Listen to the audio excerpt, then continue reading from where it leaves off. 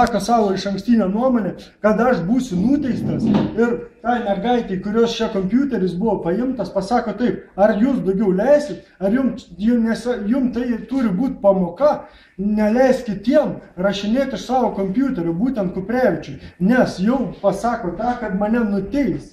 Ir čia nemenamas klausimas, čia visiškas yra teisinis legalizmas, kai teisėja užduoda tokį klausimą. Ar dar daugiau leisit, neva jau pripažindama, kad aš esu kaltas ir tu mergaitė daugiau niekada nebeduok to kompiuterio kitiem. Čia yra pats didžiausias parodymas, kokia Lietuvoje sugriuvusi, subuvusi teisinė sistema. O kai baigsit riomerį, galiu pasakyti, visi dirbs žuvies fabrikos Anglijoje, nes galima papulti vaikų teisų kontrolierių postus tik tai tada, kai tu pažįsti Degutienės, būtent šiuo atveju Seimo pirmininkės, dukrą ar ką nors. Jeigu neturit giminių aukštos teisinės sluoksnės ar valdžios baigę riomerį, visi dirbsit Anglijos žuvies fabriką, galiu pasakyti iš karto.